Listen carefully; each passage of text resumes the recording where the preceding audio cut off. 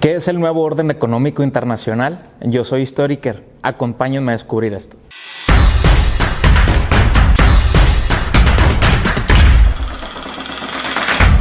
El nuevo orden económico internacional, o por sus siglas como se conoce, NOEI, es un fenómeno que ocurrió básicamente posterior a la Segunda Guerra Mundial. Después de 1945-1946, que la Segunda Guerra Mundial llega a su final, empiezan a acomodarse las piezas en el panorama político, económico y geográfico para derivar en el mundo que hoy en día tenemos. Entonces, los países ganadores empiezan a tratar de tener la rectoría en la comunicación, la rectoría en la economía, la rectoría a nivel global, y esto pues significaba pues el papel principal de los Estados Unidos como un país pues determinante para el futuro de los demás países, ¿no? Parte, por ejemplo, de los acuerdos importantes es el establecimiento de varios organismos financieros económicos, tal es el caso del Fondo Monetario Internacional y del Banco Mundial. Entonces, los antecedentes de esto, pues obviamente se derivan de la Primera Guerra Mundial, también hubo como un reacomodo de piezas, y ya posterior a la Segunda Guerra Mundial, pues ya el panorama ya estaba dado, ya estaba claro, y entonces se empieza a realizar un nuevo orden económico internacional. Resulta ser que durante este periodo, por ejemplo, posterior a la Segunda Guerra Mundial y hasta la década de los 90, estalló un conflicto no declarado entre la Unión Soviética y entre los Estados Unidos que se conoce como la Guerra Fría. Fue una época de tensiones, fue una época en la que Estados Unidos y la Unión Soviética empezaron a tratar de querer dominar el escenario político y económico a escala internacional. Obviamente la Unión Soviética tenía una filosofía económica muy específica y Estados Unidos tenía otra filosofía económica antagónica, totalmente opuesta, pues muy distinta a la de la Unión Soviética. Es decir, entre ambas naciones pues había una rivalidad muy marcada y generaron varios conflictos y varias tensiones durante prácticamente pues la segunda mitad del siglo XX. Pero ¿cómo es que surge el nuevo orden económico? Bueno, resulta ser que después de 1946 o en ese contexto de los 40 hay una reunión que se conoce como de Bretton Woods, y entonces varios países se agrupan y se reúnen para poder decidir cuál va a ser el rumbo y el futuro financieramente hablando de las naciones pues ya del futuro. Y entonces se establece lo que se conoce hasta la actualidad como el Fondo Monetario Internacional, que tiene características muy específicas hasta la actualidad. Es como un club de Toby, es un club donde únicamente los países miembros tienen acceso a ciertos tipos de financiamiento, y también se va a crear el Banco Mundial, que básicamente va a patrocinar o va a apoyar o va a otorgar recursos a los países en temas de desarrollo económico.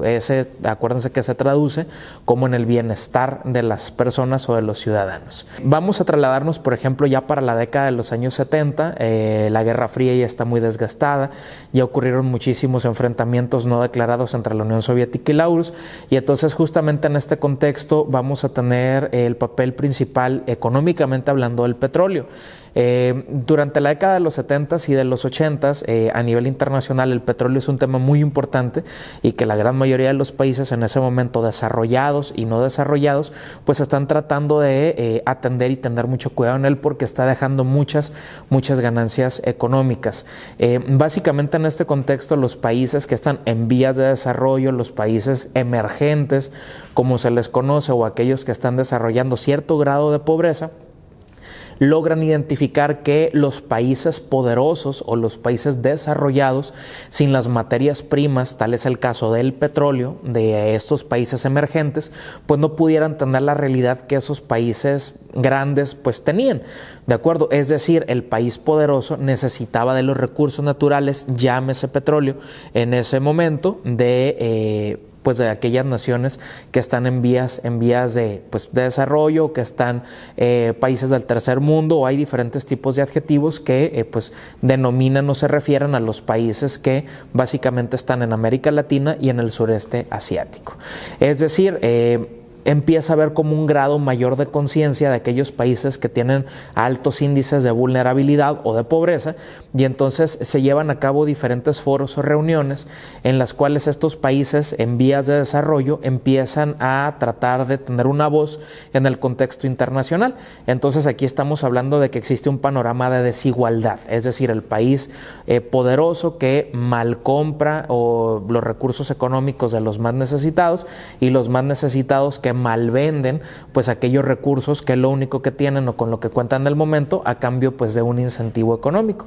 Ya para la década de los años 80 este tema de la desigualdad y por muchos problemas que se desarrollaron en América Latina, por ejemplo el caso de las dictaduras militares, pues va a desembocar en que pues prácticamente todo el continente americano pues presente altos niveles de vulnerabilidad, o la gran mayoría de los países pues están en vías de desarrollo. Entonces, no solo existen problemas en América o en América Latina, también existen problemas, por ejemplo, en Asia, en África y en Europa. En ese momento, por ejemplo, para la década de finales de los 70s y principios de los 80s, en Estados Unidos el presidente Ronald Reagan y la primera ministra de Gran Bretaña, del Reino Unido, es Margaret Thatcher, y entonces ambos empiezan a empujar un nuevo modelo económico que se conoce como el neoliberalismo. El liberalismo, como en algún momento ya lo comentamos, es un sistema económico que fue propuesto por Adam Smith y gracias a la escuela clásica económica, que propone pues la no intervención del Estado, es decir, se retoma nuevamente ese papel o se retoma nuevamente ese texto para traerlo ahora a finales del siglo XX, en la década de los 80s básicamente, para darle una desempolvada y poderlo aplicar en ese contexto. Neoliberalismo significa entonces el nuevo liberalismo, o lo que nos va a hablar de la antesala del siglo XXI, ¿no? Entonces estos países, el Reino Unido y Estados Unidos, junto con todos los países adherentes a sus diferentes acuerdos comerciales, pues empiezan a incentivar el establecimiento de este nuevo modelo económico a escala internacional. Antes lo que ocurría era que los diferentes países, cada quien tenía su propio modelo económico, y entonces los resultados no eran los que se esperaban. ¿Cuáles son los tres acontecimientos que van a marcar, o los tres aspectos que van a marcar el establecimiento del nuevo orden económico internacional y del modelo económico neoliberal? El primero de ellos es el fin de la Guerra Fría. Para la década de los 90, finales de los 80, cae el muro de Berlín, existe una apertura a la democracia y existe una apertura, por ejemplo, a la rendición de cuentas en la Unión Soviética. Esto ocurre hacia 1990. Número dos, la caída del muro de Berlín realmente va a simbrar y va a marcar un antes y un después en la política económica a escala internacional. ¿Por qué? Porque el socialismo va a caer y va a triunfar el capitalismo. Y entonces ya existe un mundo unipolar, es decir, ya existe un solo polo económico que está representado o está liderado por los Estados Unidos.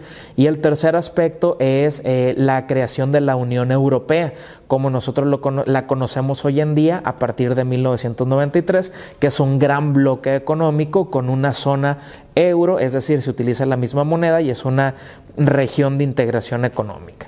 Es decir, ya dado los tres aspectos, básicamente se le dio la bienvenida al siglo XXI, y entonces los pasos económicos se van a agigantar cada vez más, y entonces por eso la década de los años 90 son una época de transición hacia lo que nosotros ya conocemos hoy en día como la innovación tecnológica, el cambio tecnológico y la globalización y el modelo económico neoliberal ya funcionando. Resulta ser entonces que ya en la antesala o poquitos años antes del siglo XXI, estamos o seguimos en la década de los años 90, los países del tercer mundo, los países emergentes, están tratando de definir cuál va a ser su papel en el mundo, cuál va a ser su rol, si van a ser exportadores de materias primas, si van a ser propositivos, es decir, cuál va a ser su papel en el contexto de las naciones, como en algún momento se conoció. Entonces se trata de definir qué es lo que va a pasar en en los años futuros o para las generaciones futuras. Hay aspectos básicos que tenemos que tomar en cuenta para poder entender esto del nuevo orden económico internacional que favoreció el establecimiento o el desarrollo del modelo económico neoliberal. Un primer aspecto, por ejemplo, sería la apertura comercial y el libre mercado. Es lo que se va a proponer y es por lo que se va a pelear y es lo que se va a supervisar y a vigilar que exista prácticamente en todos los países. Es decir, las naciones debían abrir sus fronteras al capital extranjero para poder negociar entre ellos sin ningún tipo de restricción. A eso se conoce como libre mercado. Se abren, por ejemplo, las bolsas de valores, se abren los mercados financieros, se abren las fronteras geográficas, el Fondo Monetario Internacional, el Banco Mundial y la Organización Mundial del Comercio, que es un organismo de la ONU, pues van a estar muy al pendiente y atentos porque todos los países que deseen implementar el neoliberalismo deben de acatar las mismas reglas y deben sujetarse a los mismos mecanismos de supervisión. El segundo aspecto también que tenemos que estudiar o el que tenemos que analizar para poder entender cómo es que se desarrolla este nuevo orden económico internacional para finales del siglo XX y todo lo que va a ser el siglo XXI es la privatización de bienes y funciones del sector público y el privado. Durante mucho tiempo, principalmente en las economías proteccionistas, las naciones o los países tomaron sobre sí la responsabilidad de tener empresas.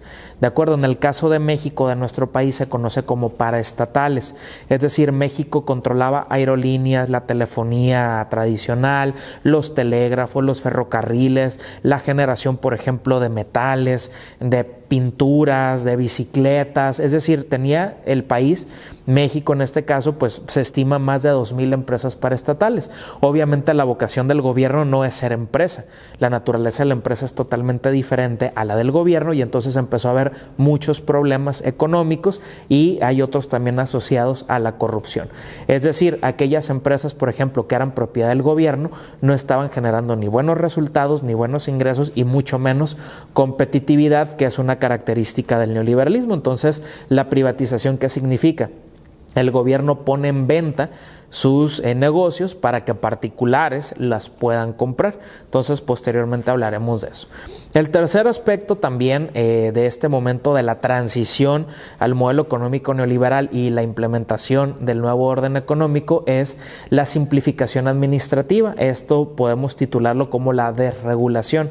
Entre más trámites, entre más burocracia, entre más trabas, pues las empresas no van a poder competir, no van a poder entrar al contexto internacional, no van a poder vender sus productos en el exterior y entonces la desregulación significa facilitar básicamente los trámites para el establecimiento y la operación de todas las empresas que quieran entrarle pues a esto de el libre comercio. El cuarto punto o el cuarto aspecto también que facilitó mucho el tema de el neoliberalismo a escala internacional fue el de la estabilización. Es decir, como sabemos o como recordamos, el ciclo económico tiene muchas altas y bajas. Entonces se trataba de mantener políticas macroeconómicas que permitieran que todas las naciones transitaran en calma hacia un mismo resultado que era el desarrollo. Entonces la estabilización significa, por concepto o por definición, evitar o disminuir situaciones de riesgo. ¿De acuerdo? Entonces, esta es la chamba y el papel de los economistas o los financieros, poder identificar con mucha premeditación o con mucho tiempo atrás algún posible factor de riesgo, poder tomar decisiones en tiempo para que pues, se pueda actuar en ese preciso momento y sobre todo evitar devaluaciones.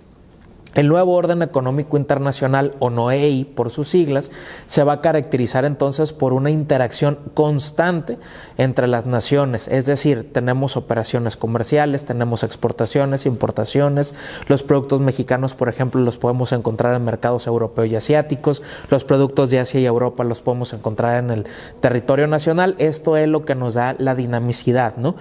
Por ejemplo, ahora en el tema del COVID, las vacunas también han sido una interacción global o una interacción a escala internacional porque aquellos países que no tenemos acceso, por ejemplo, a ciencia y tecnología, pues vamos a recibir de aquellos que sí la generan, pues los beneficios por esas esos descubrimientos o esos avances. Es decir, ya vamos a tener o vamos a analizar ciertos conceptos que van a ser propios de nuestro tiempo para hablar y para poder entender las economías y la economía de hoy en día.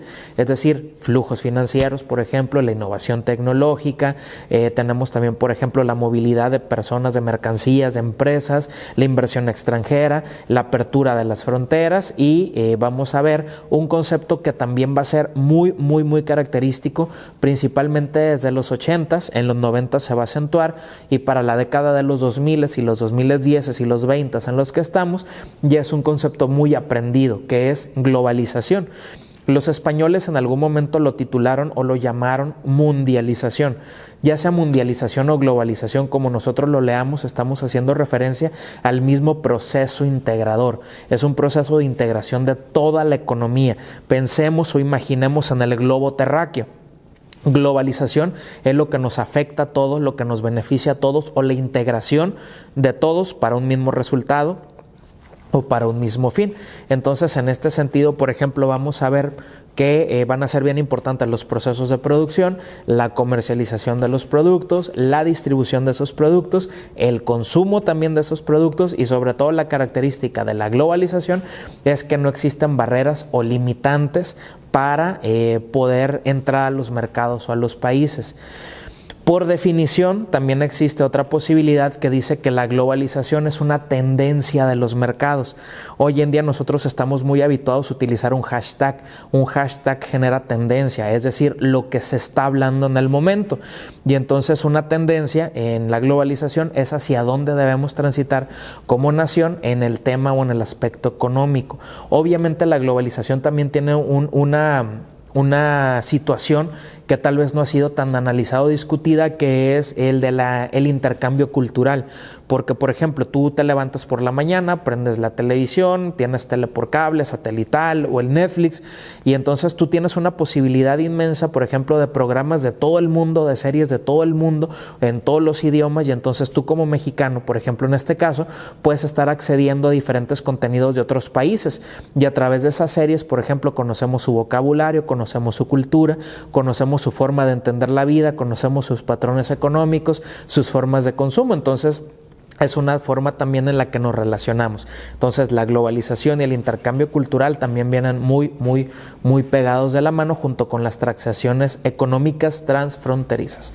Es decir, México, una empresa mexicana, vamos a poner un ejemplo, la industria cervecera, pues le puede vender a todo el mundo sin ningún tipo de problema, y hay marcas mexicanas que están presentes en todos los países de Europa porque no hay una barrera comercial, no hay ningún impedimento. También es muy curioso, por ejemplo, ir hoy en día a algunos supermercados y entonces encontrar áreas que están destinadas únicamente para ciertos países, ¿no? La comida asiática, la comida del Mediterráneo, la comida europea, etcétera, etcétera. Y entonces esto se deriva, pues gracias a que tenemos estos intercambios o estos flujos de información. La globalización, dentro de sus características muy particulares o específicas, nos habla de los sistemas económicos. Los sistemas económicos los podemos entender como los aparatos o las estructuras que tienen los países para generar la riqueza o para generar el desarrollo. Y entonces otro elemento así bien importante de la globalización es impulsar la competencia. Acuérdense que mientras estamos compitiendo con otro similar a mí, pues nosotros podemos generar mejores resultados. Es decir, cuando yo veo un producto que es muy parecido al mío o es idéntico al mío, yo le voy a echar más ganas o le voy a echar más galleta pues para poder superar ese producto a través de calidad, a través de mejorar mis procesos y a través a lo mejor de pues nuevas formas de comunicación o de mercadotecnia, ¿no? Esto de la globalización también ha permitido o ha favorecido que se generen o se integren bloques económicos. Un bloque económico es un grupo de países que se van a organizar o que se van a constituir con la única finalidad y el único propósito de obtener beneficios mutuos. ¿De acuerdo? La naturaleza de los bloques económicos es que los países tienen que estar cerca o tienen que estar próximos pues para poder generar una región. ¿De acuerdo? Entonces, en este sentido, nosotros vamos a ver que existen diferentes tipos de bloques económicos. Voy a darles algunas características. Por ejemplo, una forma de bloque económico se llama área de preferencia comercial. Se define, por ejemplo, como el libre intercambio de productos de acuerdo a los tratados alcanzados. Por ejemplo, los países pueden decir, ok, todos tenemos industria automotriz, ok, yo ensamblo, tú vendes, tú comercializas y tú haces todo el papeleo. ¿De acuerdo? Entonces integramos una región y entonces desarrollamos esa industria automotriz. Entonces pudiera ser un área de preferencia comercial. Número 2, la zona de libre comercio, que esto pues es lo más conocido hoy en la actualidad. Y se establece, por ejemplo, eliminando todas las barreras arancelarias, que son los impuestos de egreso o de acceso a los países. Se establecen, por ejemplo, algunos beneficios y una zona libre comercio se logra mediante un acuerdo o un tratado. Tal es el caso, por ejemplo, de México, Estados Unidos y Canadá. Existe también otro tipo de bloque económico que es un mercado común. En los mercados comunes existe libre circulación de bienes, de productos, de personas, de mercancías. Y entonces, por ejemplo, en el sur del continente americano, los países latinoamericanos están integrados en algo que se conoce como el Mercosur, ¿de acuerdo? Que es un mercado común que busca pues desarrollar las economías de sus países miembros. Y por último, también uno de los más conocidos es la Unión Económica. La Unión Económica, por ejemplo, es lo que está llevando desde los 90 a cabo la Unión Europea.